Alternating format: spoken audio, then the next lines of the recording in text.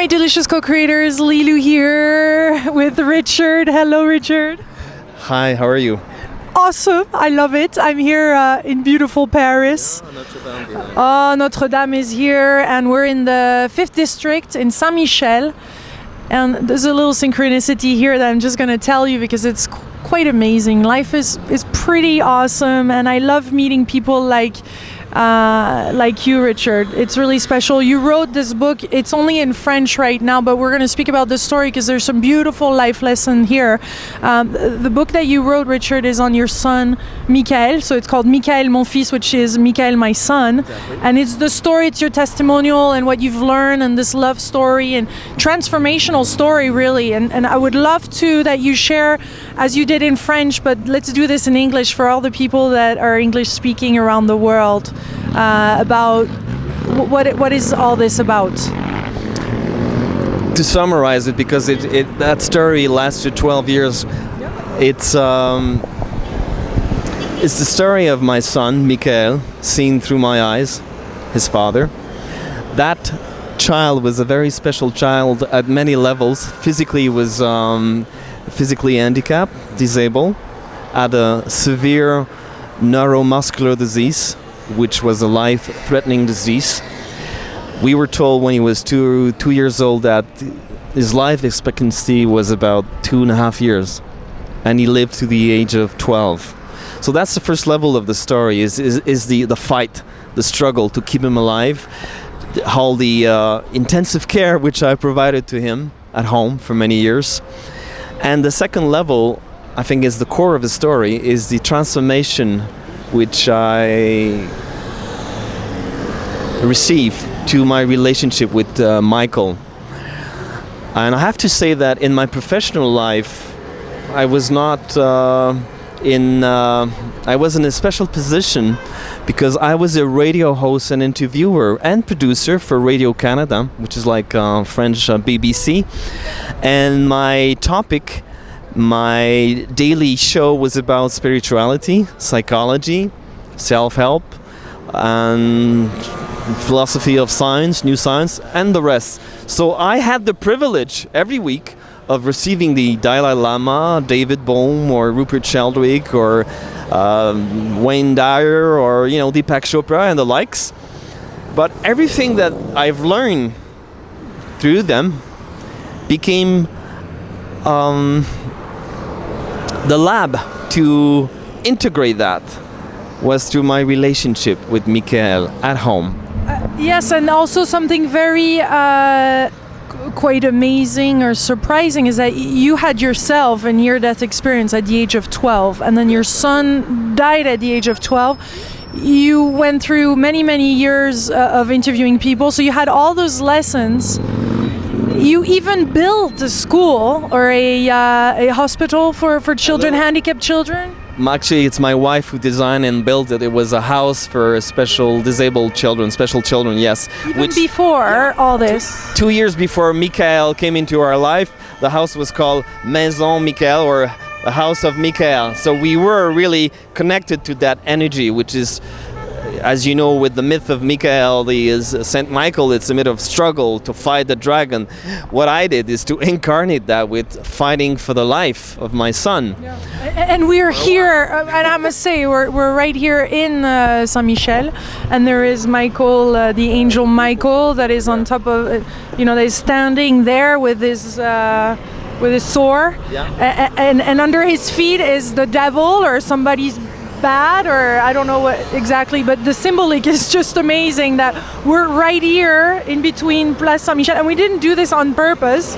I just thought let's meet at Saint-Michel, but it's quite, all this is so surprising. Some people can say, oh, all this is bogus and whatever. No, what are you inventing to make sense of your life? But it's so much more than that. This is part of the juiciness of life. Exactly, and it's I think it called that in chaos science, they call it a strange attractor. Mikhail, my son, is a strange attractor of these kind of occurrences. But I want to answer your questions. Life was giving me the opportunity of meeting great souls, luminaries.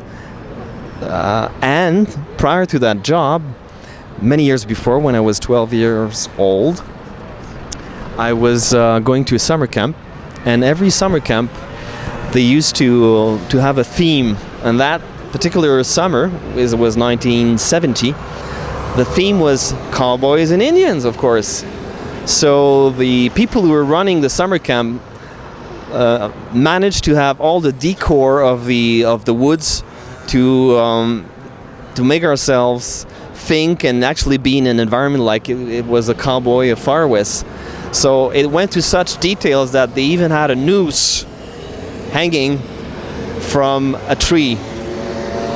Cord, like a cord. A noose for hanging.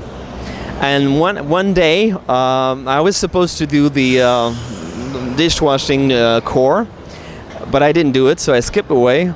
And to make a very long story short, I went and went close to that tree and looked at that beautiful cord. I thought it was just a game. I didn't know it was actually working. And playing with the cord and on top of the chair actually was damaged, so the chair tumbled, and I found myself hung and dying. So of course I'm sure I was screaming my head off. My lungs were, but nothing came out. And remember, everybody was doing the dishes in the main building. There was no one outside. And I screamed, and my last hope was a man walking a few, 60 feet ahead. And I saw him in my, my limited vision, dawning vision here. And I screamed, and I obviously didn't hear anything. And then I heard a sentence, "You're dying." My last hope was fading away. And then I heard that thought saying, very, very calmly, "You're dying."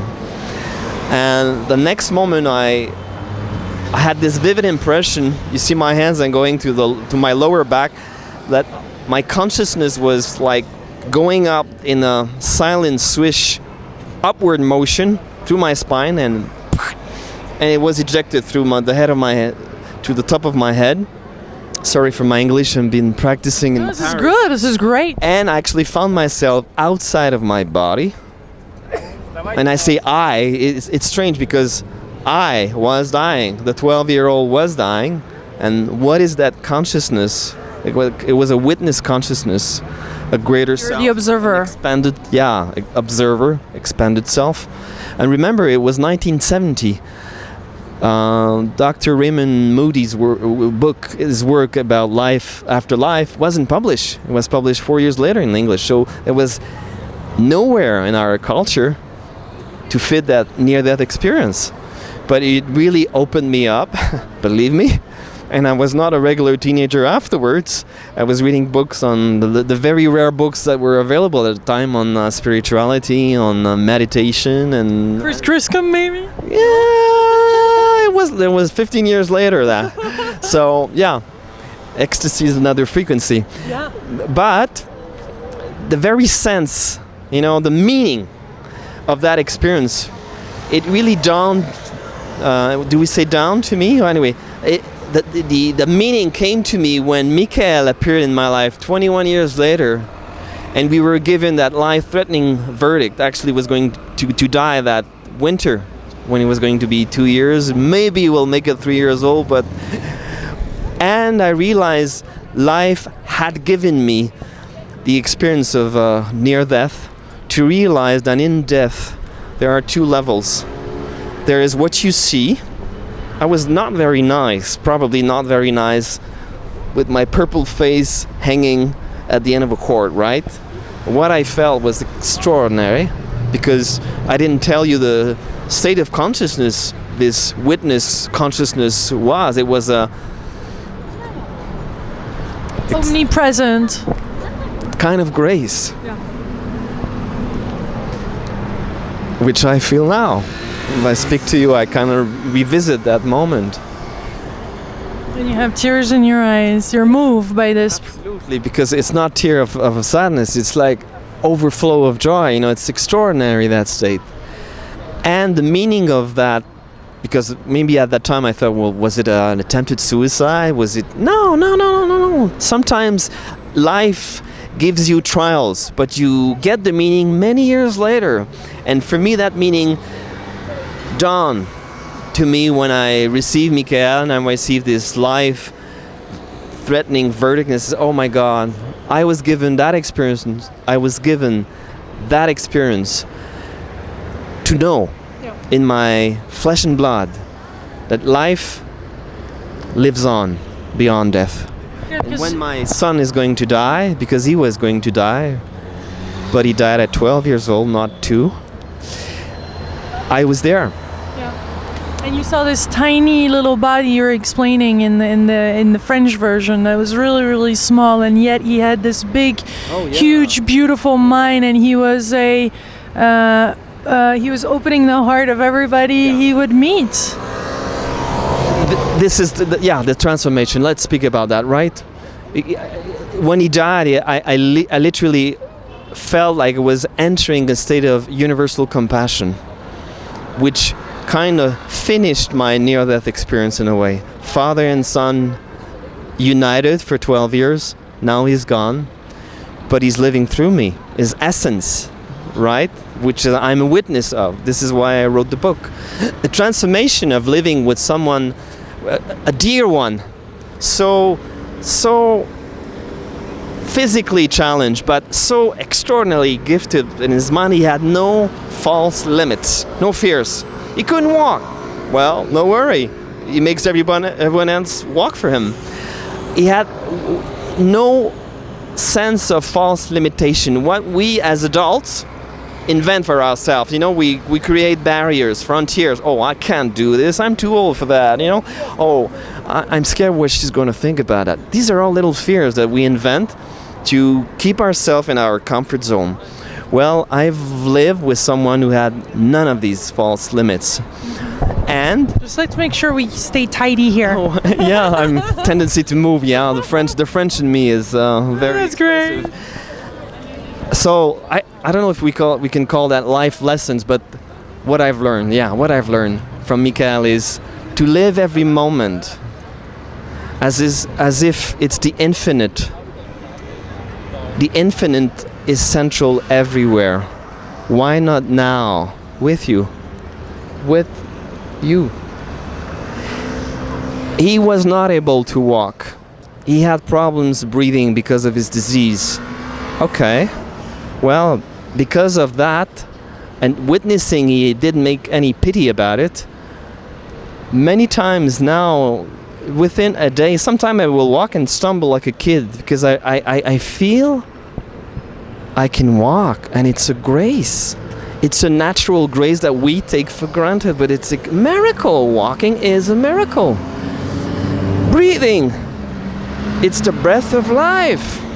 Do you realize what it is? It's your soul in a subtle fashion breathing through your body. Well, I had a son who had a breathing problem, let's say that. 12 years old, he had his breathing machine, sometimes 12 hours a day, sometimes 23 hours a day. No worries. He was a singer for a while, and he even recorded a CD because he had 12 hours where he didn't have a need of breathing machine. Do you see? So breathing, walking are miracles.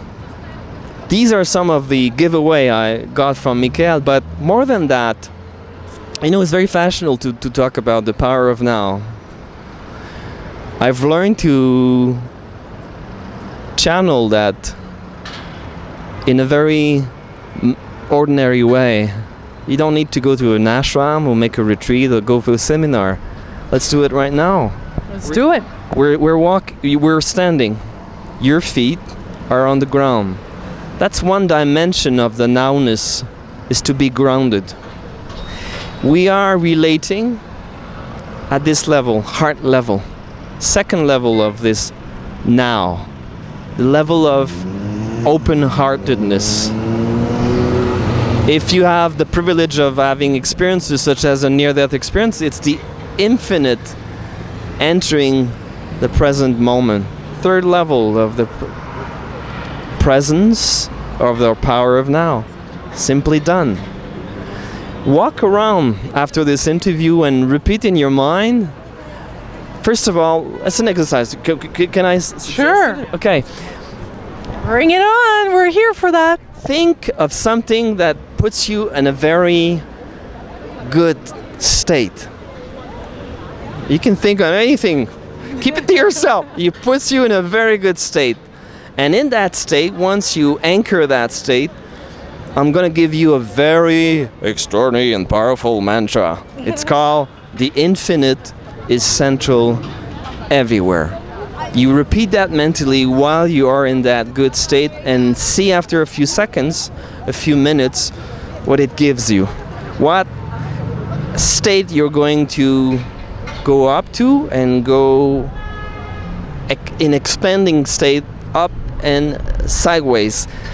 We have our mantras in our culture. We can invent. It's a way to amplify a natural grace when you feel good.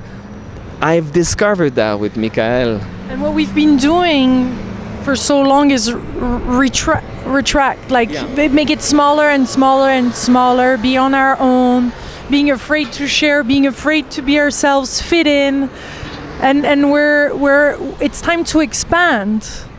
I think really, Lilou, that this world needs people like you who have discovered a soul passion, right? I call that soul passion.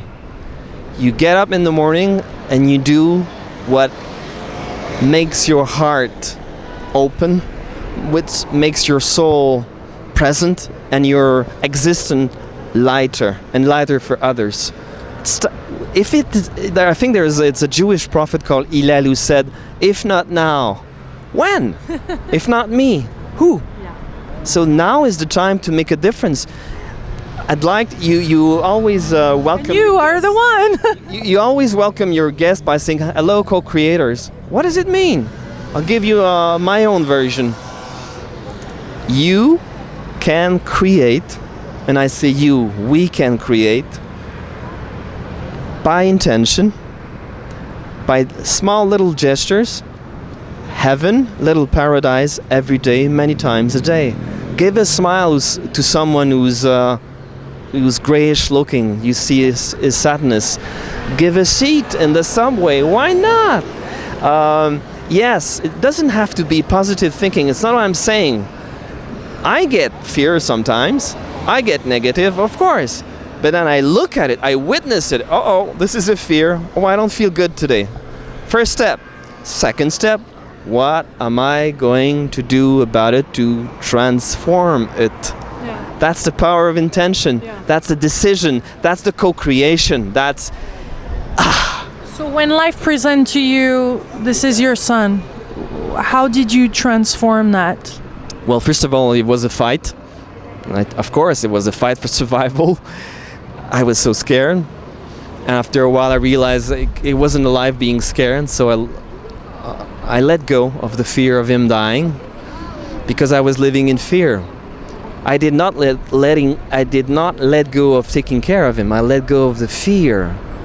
So you surrendered? Surrender is a real word. I forgot your question again. Life presented to you, Michael, with the challenges that it represented. How did you turn that around so that you can transform that story or what seems to be as is at first? Thank you. The main challenge is living with a mortal child. Well, every child is mortal. This one is a tiny bit more mortal than the usual child. So he had a limited lifespan. How did I transform that? Is I realized, as I told before, that time is not money. Time is life. This is your life, my life, their life, our life. Make a difference now. When you leave this life, what have you done? Richard, what I got from Mikhail was this ability to let myself be completely traversed. I say it's an old English word, by this trial, by this thing, and then let go of the suffering. First of all, express it, and this very important word, and, because it means inclusiveness, and make a difference every day. I told you, sometimes I walk and during the day I know I'm walking. It's a miracle. I know I'm breathing. I know I can make a difference in people's lives. That's a tremendous gift. We're part of a great chain of being. We're all in it together. We're equals now. There's no hierarchy, you know, in spirituality anymore. Our people we're just here to share experiences. I've learned from Mikhail to have an open heart. I've learned to follow my intuition. I've learned to living with the extreme or with the edge, to let go of fear. I've learned with my other children, Isabelle and Nicolas, to love them without projecting my own fears. That's the gift of Mikhail to them. Unconditional love. Oh, it's beyond that, I think. It's love without even the qualification of being unconditional. So what is for you the definition of love? Well, I'm gonna jump right in. For me, I know you love it. This is it. Love doesn't exist if you don't make it exist. Love exists through our gestures, our intentions. In this dimension, in this life, we are love, making it manifest in our actions, in our relationships. We are love incarnate, if we dare to. Beautiful. Thank you so much for this delicious moment. I know there is so much more, and I'm excited to have your book in English at some point. Here we go. I really hope that even through my bad English, people will resonate with Mikhail's story and make this story known to the English-speaking public, because it's a universal love story, and opening of the heart is what we need right now in this world. So thank you for your work, Lilou. Thank you. Thank you. Listening. Thank you. Much love from beautiful Paris with a big open heart. Lots of love from the city of love. Thank you. Bye-bye.